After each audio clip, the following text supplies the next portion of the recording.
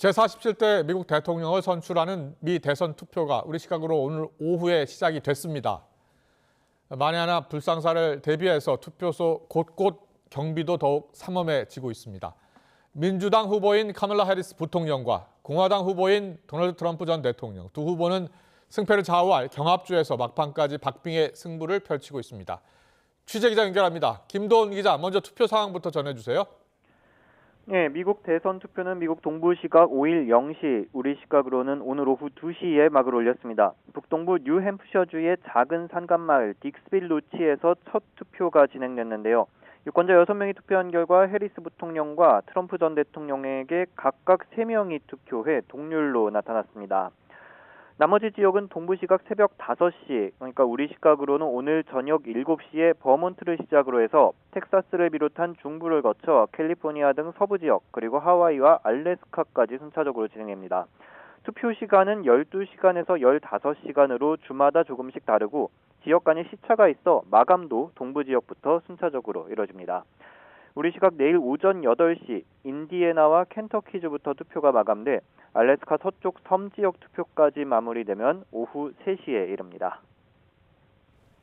네, 투표의 막이 오르면서 만일의 사태에 대비해서 각 지역마다 경호가 삼엄하게 펼쳐지고 있다고요? 예, 먼저 그 어느 곳보다 워싱턴 DC의 보안이 강화됐습니다. 백악관 앞에는 검은색 대형 철제 펜스를 설치했고 의사당과 연방 대법원 앞에도 삼엄한 경계가 펼쳐지고 있습니다. 지난 2021년 트럼프 전 대통령의 대선 불복으로 벌어졌던 1.6 의사당 난입 폭력 사태 등의 재현을 막기 위해서인데요. 미국 전역의 투표소에도 경찰 배치를 늘리고 선거관리사무소에 방탄유리를 설치하는 등 경계를 강화하고 있는 모습입니다.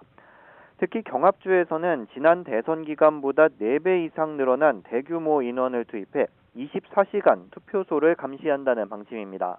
경합주 의사당 주변에도 보안 펜스를 설치하고 주요 시설의 출입문과 감시 장비를 보완했습니다.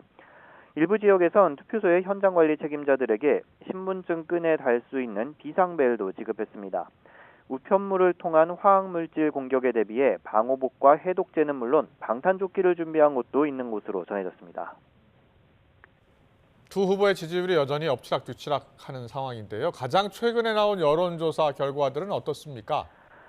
네, 3일 공개된 NBC의 대선 직전 마지막 여론조사를 보면 전국 단위 지지율은 해리스와 트럼프가 49%의 동률을 기록했습니다. 하지만 전국 단위 지지율보다 중요한 건 경합주의 판세인데요. 주목해야 할 7개의 경합주는 펜실베이니아와 미시건, 노스캐롤라이나, 조지아, 애리조나, 위스콘신, 네바다입니다. 같은 날 공개된 뉴욕타임스의 경합주 여론조사 결과를 보면 네바다와 노스캐롤라이나, 위스콘신, 조지아에서는 해리스가 앞서는 것으로 나타났습니다. 애리조나에선 트럼프가 앞서는 것으로 나타났고 펜실베이니아, 미시건은 동률이었습니다. 해리스가 7곳 가운데 4곳에서 약간 우세한 셈이지만 모두 오차 범위 이내여서 마지막까지 지켜봐야 합니다. 낙태권 문제가 이번 선거의 핵심 이슈로 부상한 만큼 여성 유권자의 표심이 중요한 변수가 될 것으로 전문가들은 보고 있습니다. 내일 투표가 마무리되는 주부터 출구조사와 개표가 진행됩니다. 당선자 윤곽은 이르면 내일 오후 드러날 수도 있지만 막판까지 예측 불허인 경합주의 개표 상황에 따라 더 늦어질 가능성도 있습니다. 지금까지 국제부에서 YTN 김도희입니다.